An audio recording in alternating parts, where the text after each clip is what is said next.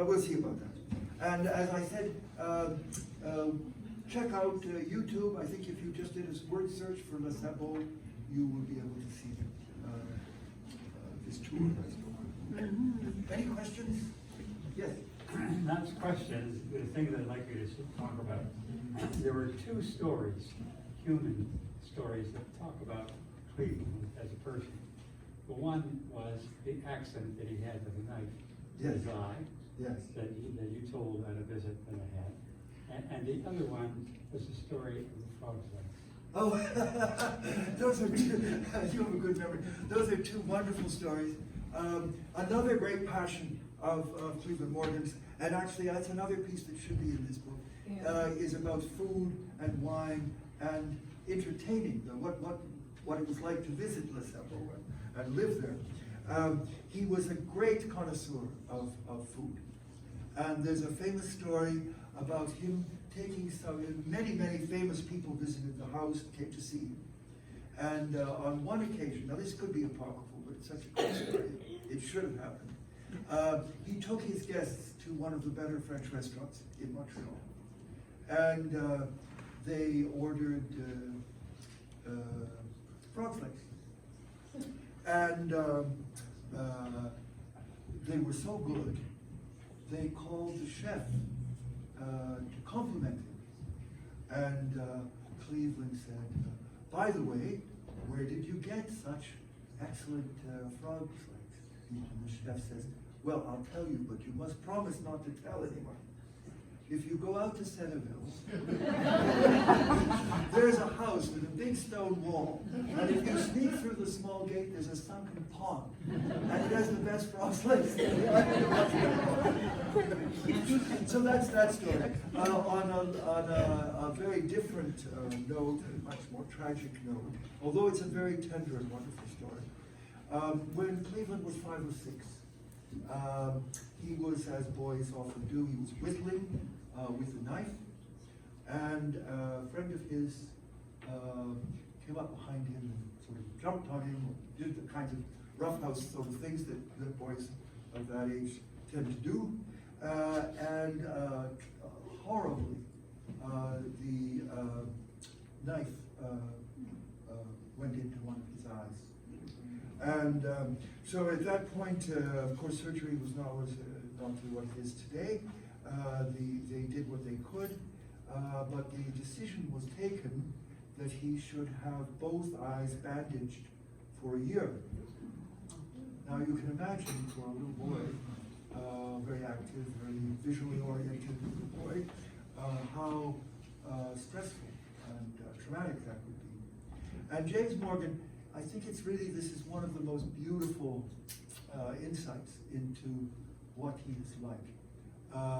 He was an extremely loving and nurturing father. And he used his contacts as a collector and through the department store and so on to get a hold of mineral specimens, shells, and other objects that had a strong tactile quality. And every day or so, he would put another one of these in his son's hands. So this boy who couldn't see for a year had this incredible,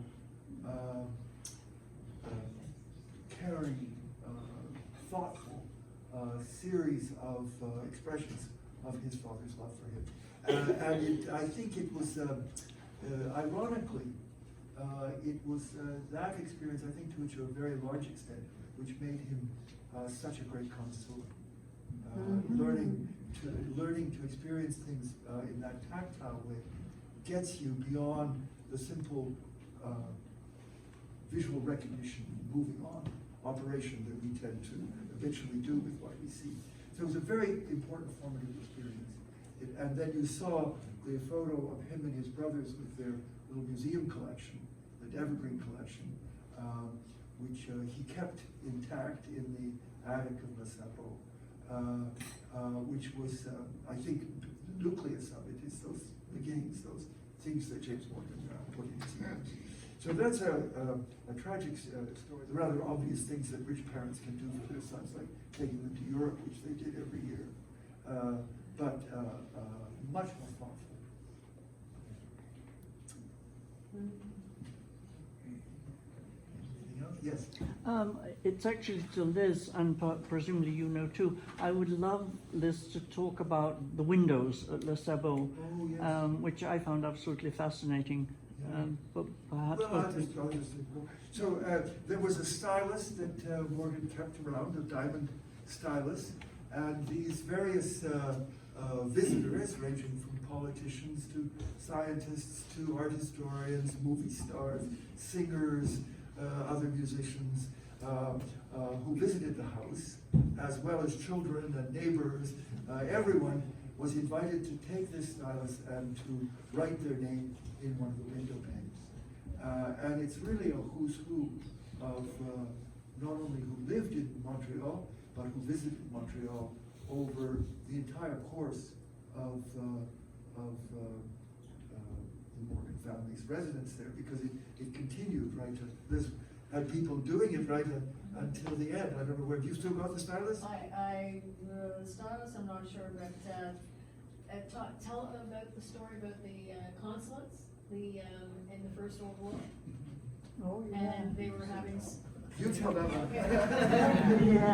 Yes, it's an interesting story, but you remember. The windows, we had, the windows, especially in the two bay windows, were the older signatures, and in the 50s, 60s, well, the 60s when I moved there, my grandfather died in 62. We moved there in 63, 64.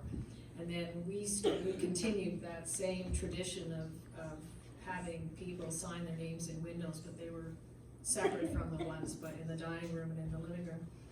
And anyway, there were the consulates from, I can remember, Norway, France, Sweden, Germany, among others, were having supper, and all of a sudden, the carriage came, and there was a big kerfuffle, and they had to all rush back to the Forest and Stream first, and then to probably downtown, to go back to their consulates because the war was declared. What was that? The First World War. Yes. So there was also poets. They wrote a poem, and as I said, it was just a wonderful who's who. And I've kept the windows. My son has them at his house, and I'm looking for a home for them. Montreal Museum of Fine Arts, McCord, something like that, because they're wonderful. You have Louis Saint-Laurent. You have one of my favorites is the Cambridge Spy, Sir Anthony Blunt. He was knighted, and then they discovered he was one of the Cambridge spies. Not Cambridge spies. Oxford. Is it Cambridge? Okay, all right, no. Yeah, Cambridge spies. But yes, the signing of the windows is very interesting. That's in one of the books in the back there called Le Sabot, when there's a picture of someone with the panes of glass that are signed. That was the Brian Merritt book. They were impossible to photograph. Yes. You get the photographic glass is difficult anyway, right? Because you get your own reflection and so on. Finally, we had this idea to put black paper behind. That's the only way. So they don't function as windows, unfortunately, in the photos, but you can see the signature. In September, we're going to have a gala exhibition. We'll have a gala night, but for the weekend, I'm thinking of maybe finding 2 or 3 of the windows and bringing them here and lighting them. So look forward to that September exhibition. And I'd like to mention also that in the back, the farmers that are farming the land have set up a table, and you can ask them about their activities of the ongoing activities of the farm and what's going on opposite Le Sabot now. We're still there, we're still active, and we need the community's, encouragement. Thank you.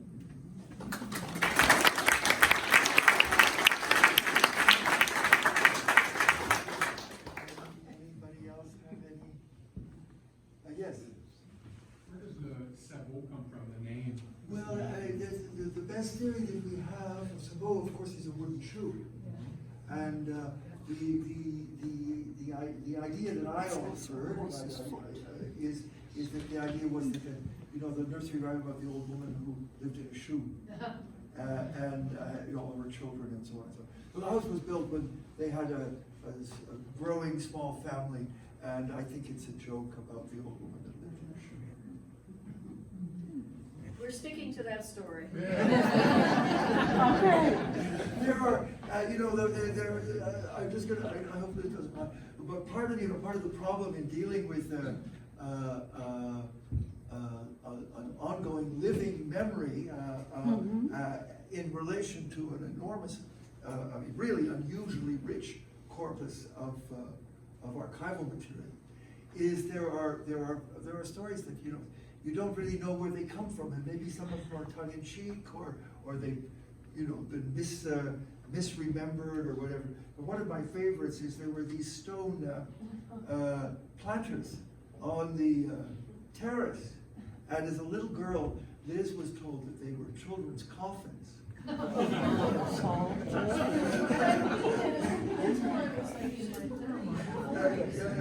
But so this is a way stories like where the woman who lived in a shoe, you don't know because it's apocryphal.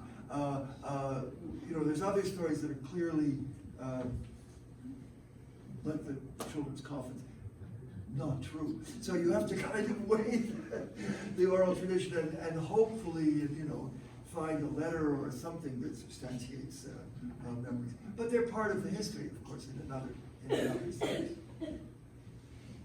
Yes? This is a question for Liz. I know there's been many movies filmed at Les Sabots, so I'd like to know which is your favorite movie and who's your favorite actor?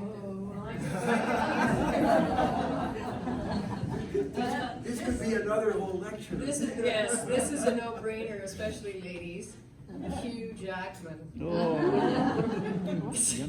And it was wonderful. He was, oh dear. What is that one with Picard? X-Men. Thank you. X-Men. It was filmed, they did one of their films there a few years ago, actually quite recently. And having Hugh Jackman and Les Sabots, sitting out in the porch, and he went upstairs. I invited him upstairs to a window which had Julie Christie sign and some other directors and whatnot. Have a special room for them. And he waited outside the door of the bedroom, and I asked him in, and I said, Hugh, would you come on in now? And signed my window. Totally silly.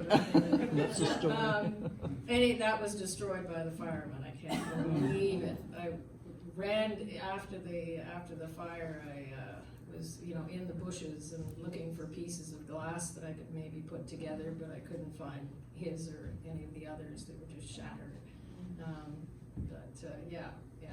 But there were many movies. Different parts of the house. The log cabin was used by mafiosos and gun runners and Les Bougons. There was a series about this French family that were scoundrels, and they used that for one of their episodes, which was hilarious. Some rather naughty films that we didn't know were going on until we finally put a stop to that.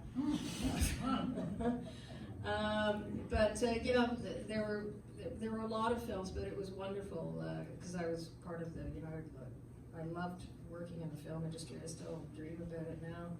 Unfortunately, I worked in props, so I was always missing a prop. Where's this? And all of a sudden saying, what am I supposed to have? And the chair is supposed to be there. Anyway. So I really loved, encouraging, especially Quebec film people to use the property and whatnot. But anyway, yeah, it was lovely. Good times.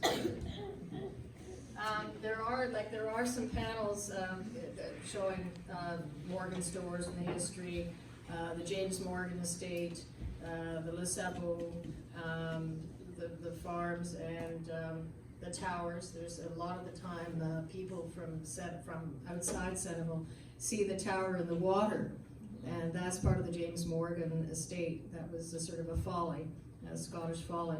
And there was a sister tower up by Braeside, which is, there are some, I can't remember the name of the soldiers, but with their horses and cannon on maneuvers on the Braeside golf course with the tower in the background. And it's wonderful, it's from the First World War. That tower is unfortunately torn down, demolished, as it was deemed to be a hangout for youth, but we fought long and hard to have that not be destroyed, but there's some beautiful pictures of it. The actual ruin that people confuse it with is, there's a picture over on that side as well, of the actual Fort Centerville ruins, which is on the Hackney property, the old Hackney property, which is now someone else's property, I don't know there anymore. But yeah, there's a whole tower section there. I'll be happy to, I wasn't really not one of the speakers, but I was here to entertain you talking about the pictures. But I'd like to thank Bruce Russell again for his wonderful lesson in history and architecture, and